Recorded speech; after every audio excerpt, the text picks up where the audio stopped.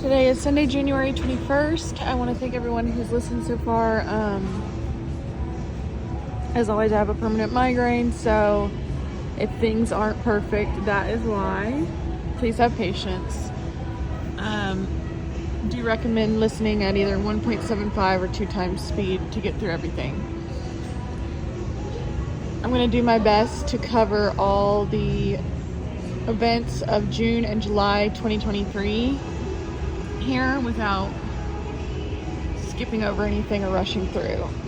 So in the last video, I was talking about how that woman who worked for the cab company ran us off the road. So really quick, I'm going to skip ahead while that's still fresh in our memory here to how she came up later. Well, first of all,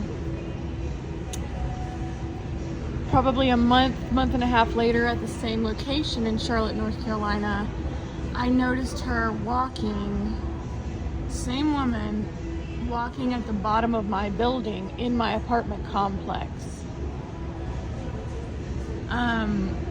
Once she saw me notice her, she kind of slipped away. And then there was that month period, or whatever it was probably more of a month and a half, to closer to maybe 2 months, I don't know exactly, where I didn't see her at all. So I had to really dig into my memory to remember that she was the same woman from the cab company thing. Now, there's no doubt that she was. But when she noticed me noticing her, she backed off. When that happened, that she was at the bottom of my building in my neighborhood, this was after the August rapes. We'll go over that later, but it was during a period of time where the gang stalking had ramped up significantly. And so after she noticed me noticing her, that second time, she also seems like they also backed off from using her for a little while as well. Not totally, but the other important thing about this is, okay, again, I didn't know about the fusion centers at the time and all the government involvement in this, but she was in my neighborhood. The only other time I had seen her is driving a cab near a hotel near my neighborhood. So these are two disconnected things. So then at that point, I know that she's stalking me specifically. But let's think about this more here. It's not just some organized criminal syndicate, because, you know, the resources to be able to literally have her in my apartment complex, she was clearly living there for some amount of time. To not only put her in the driver's seat of a cab, where it appears she didn't even work for that cab company. Maybe she did, maybe she didn't, probably not. You know, she's a hired gang stalker. The fusion centers, these programs, for anyone who doesn't know, the fusion centers label people terrorists and then label American citizens terrorists, and then they have literally billions of dollars to put towards harassing and ruining the lives of people who they label terrorists. Now, for me, they did this solely for the purposes of raping me from when this started in Texas. So that's just some background, but the fusion centers hire out gang stalkers. A lot of the times they pay them, and then it also seems like there's some other things going on. For example, if someone is on probation, they might promise them a shorter probation if they do the gang stalking job and what have you. There's no one else that would have the resources to place this same woman in these different places like this. There's no one else but the federal government. Even the mafia, even whoever, does not have the resources to just move people around that seamlessly. Now, these human trafficking organized criminal syndicates do, but the reason that they do is because they work with the federal government. So the federal government is rape-trafficking me, using this budget to rape me in my sleep, for multiple purposes, including profiteering off my body. Noticed her at the bottom of my apartment complex. Okay, so then after, and then apologies for skipping ahead before I've had a chance to explain the August rapes, but just to have some continuity with the same woman to prove the gang stalking. After the August rapes, and I came back, you know, me and my mom were raped. We went on vacation, we were raped, and I went back to the FBI as soon as we got home to report the rapes. After that, all the gang stalking ramped up way, way, way higher. Well, while the gang stalking was ramping up higher, there were cars with no license plate in my neighborhood, you know, clearly sent to harass me. I did have reason to believe my life was at risk, and to an extent, it legitimately was. There's also an element of psychological, you know, trying to make you think that your life is at risk, but this is different. My life really was at risk and has been at risk multiple times throughout this. So it is a mixture of the two. Well, anyways, you know, when there were so many unmarked cars with no license plate driving around my neighborhood, it became clear that it was sent for me. So I called the police, because when there's no license plate on the back of a car, even if I can't prove that it's harassing me and stalking me, which I know for myself, it is illegal. So I called the police. I walked to the Hickory Tavern, which is down the street from my apartment. And again, I'm exposing organized crime here, so I have good reason to believe that my life is at risk, because I've just gone to the FBI again, which I had already done back in April. You know, I'm going to the FBI and I'm trying to build a case against these people at the time, because I didn't know what else to do. Well, because it became clear to me these people were never going to stop trying to break in, drug, and rape me in my sleep and stalk me. Well, I called the police. They came. It was 2 officers. They were both white men. I explained what was going on as succinctly as I could. They both definitely believed me. You know, they both gave me advice, like I should wear a body camera and stuff. They believed me about the rapes.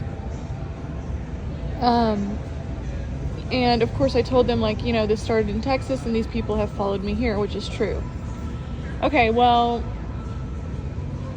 when I made that report, you know, remember, these guys both have body cameras on. This is CMPD. Now, they've come out there, but they clearly haven't been briefed on me, because they do believe me and they are actually trying to help. So they clearly haven't been briefed on me by any fusion center or anything.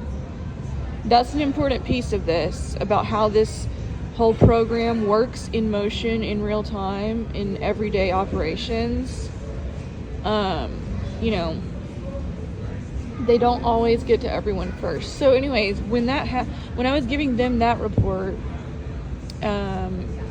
because at the time I wasn't reporting any rapes that had happened in Charlotte, because I had not been raped in Charlotte yet, they were like, well, what else can you tell us about something criminal? Or I can't remember who brought it up, but I had the piece of paper with Ken's number on it. The taxi driver, the taxi driver Ken, who had been driving me when, you know, the woman with the short locks tried to run us off the road. I had the yellow post-it note with his number, and I gave it to the police officer. I said, this was criminal. She tried to run us off the road. This woman was clearly sent to stalk us, and then, you know, just yesterday I saw her outside my apartment building stalking me. This was criminal because she tried to run us off the road. Told them all about that and gave them Ken's phone number. Now remember, they've got body cams on. So that means that, yes, they believe me and they haven't been briefed on me yet, but obviously everything I just said to them is going to make its way back to the organized criminal syndicate responsible for stalking, breaking in, drugging, raping me in my sleep, usually videoing it, in the form of whatever FBI or whatever agency has the authority to then go back and say, hey, what'd she say in her report? You know, let us see everything she said, so that they have all information. They want to always have all information about what I know. So that means that the fact that I had sussed her out, the woman with the short locks, made its way back to the organized criminal syndicate responsible for stalking, breaking in, drugging, and raping me in my sleep, and usually videoing it. Now, I say that to say nothing came of that. I don't know if they ever did access the body cam. I'm just saying it's possible. Nothing ever came of the taxi thing. Okay, then that same day, those same two police officers, so after they took my report, y'all have to understand, I was literally in fear for my life. I had already seen what these people are capable of, which is stalking me all across the country, repeatedly breaking in, drugging, and raping me in my sleep. Now they're stalking my neighborhood with no license plate, and knowing that I'm going to the FBI, so they have a motive to want to end my life because I could be putting people in jail for their criminal activity. So I remember that, like, I kept my calm and everything, but, you know, yeah, I did call the police because what's going on is illegal. Well, after they took my report, I, like, went for a walk or whatever, and I came walking back. Okay. Now, that day, I'm so sorry, everything's so all over the place. That day, the reason that I had called those two police officers out was because there was a red car with no license plate among multiple other cars with no license plate that were clearly stalking me. That led me to do that, right? That red car, same driver. I walk back to my neighborhood, and that same red car drives right by me as soon as I'm walking back into my neighborhood. Of course, I have my phone on me, so the gang stalkers know my phone. These people do clearly live in the neighborhood. Well, same red car with no license plate. I posted a picture of it on Twitter. And this time it's the same driver, but he's got a bunch of different people in the car. And I heard, and they had their windows down, and I heard one of them say, "Oh, she thinks she's blah, blah, blah." I don't know what she said, but it appeared that she was talking about me. Well, then the police, those two police officers actually had not left my neighborhood. So they actually were driving by when this happened from the opposite direction, and I pointed. I was like, "That's them," you know, because they are driving around with no license plate. So even if someone wants to make a debate about the fact that they're stalking me, they are driving around with no license plate, which is illegal. So the police officer turned around. Again, they did believe me. Turned around and stopped the car. Now, again, my life's at risk, so yeah, at this point, I'm like, yeah, go ahead and do that. Well, because you've got to remember, there's levels to this. Yes, there's the fusion centers who are coordinating this, of course, but then there's the organized criminals who have legitimately committed crimes against me, you know, some of them already being government officials, but there are these organized criminal syndicate gangs who have committed crimes against me. Even if it's on behalf of the fusion centers, they can still go to prison for it, and they still don't want to go to prison. So there was a legitimate motive there on my life.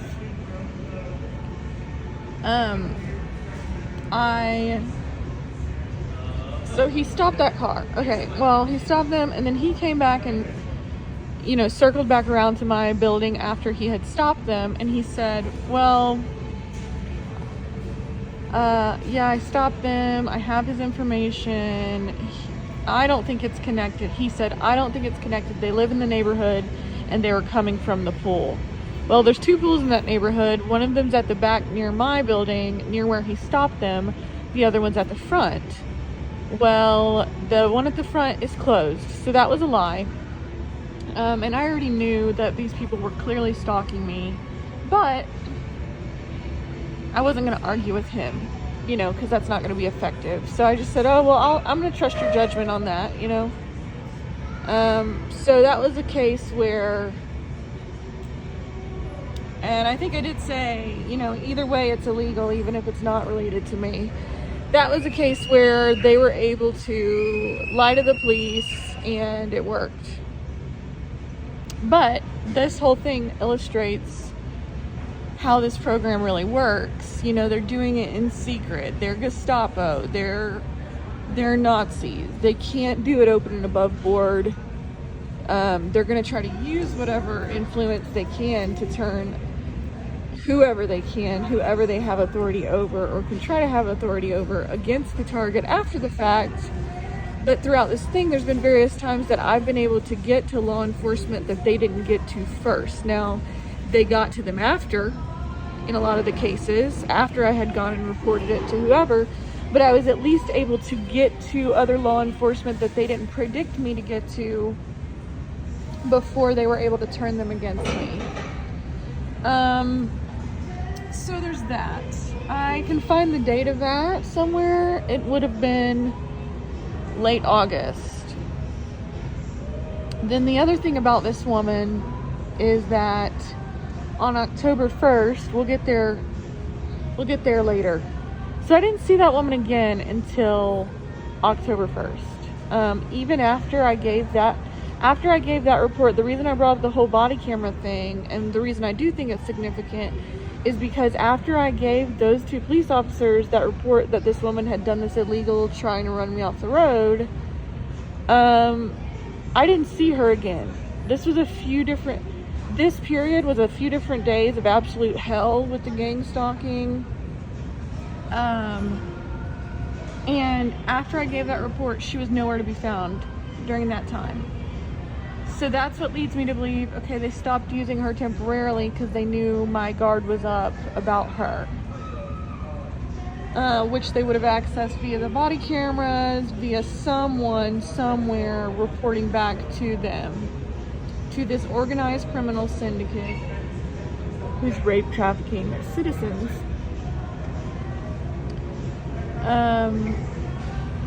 And breaking international law to do so. Okay, October, I left. We'll get to that later.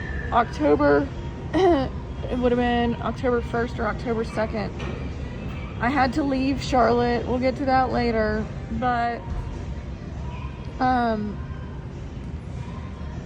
had to flee for my safety. I had no choice. Well, that woman was walking in front of my building the minute I fled with another woman. That same black woman with the short locks. Well,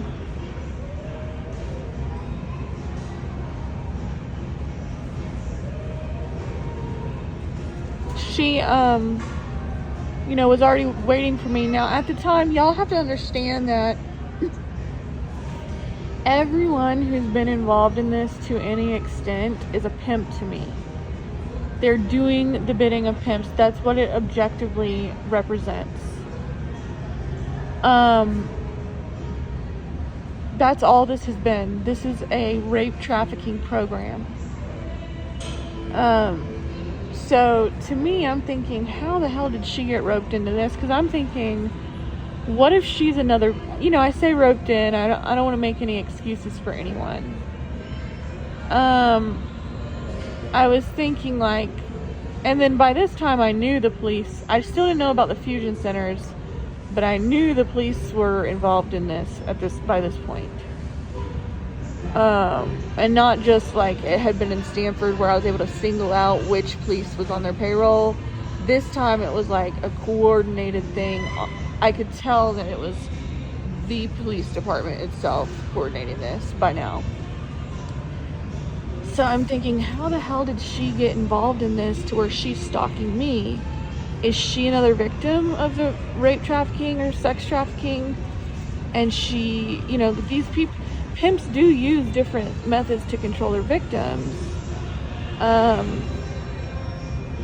And I gave her a look I gave her a dead stare and she got the message. But I remember thinking that, and I was so tempted to say to her, I'm the victim here. Are you? Are you one too?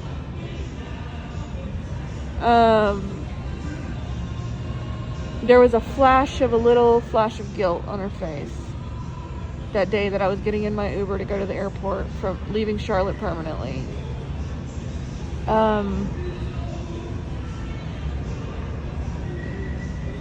So, I'll never know. I do think a lot of the people, there's a lot of ways that they get gang stalkers and other people that are being handled to do their bidding. And the reason I say that is there's a lot of illegal means that they're doing that to do that, right? Like they're already harming my family. They've already harmed my family. They made subtle threats to harm my family, which I could tell based on inference were attempts to control me. So they're definitely controlling at least some of the gang stalkers or people being handled using those same fucking mafia, we're gonna hurt your family techniques, and the gang stalkers are gonna believe them because they've seen what they're capable of. Now, I'm not gonna make any excuse for any gang stalkers because I would never do that. I don't care. And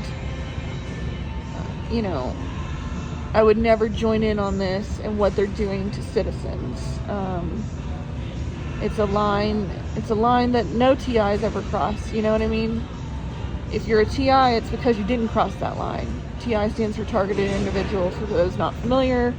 People who are targeted by this fascist program and labeled terrorists for the sake of making money off, using this government spending, this government funding. The more quote-unquote terrorists they make out of people, the more targets they make out of people, the more money they're getting from that funding. There's other objectives that they're trying to meet with this program as well, many other objectives. Well, in my case, it's the objective of rape trafficking. So yeah, I'll never forget that look I gave her and the look she gave me back. She's doing the bidding of pimps. She's a foot soldier of a pimp. And there's no excuse for it. Don't take gang stalking jobs. I don't care what it is, They do lock people up. They threaten people with prison, false imprisonment. So that functions as a form of control as well. But the more of us stand together and say we won't participate in this unconstitutional, illegal, even if it wasn't unconstitutional, which it absolutely is, it's totally immoral to do this to other citizens. I'm getting off on a little bit of a tangent here. Gonna stop and pick it back up.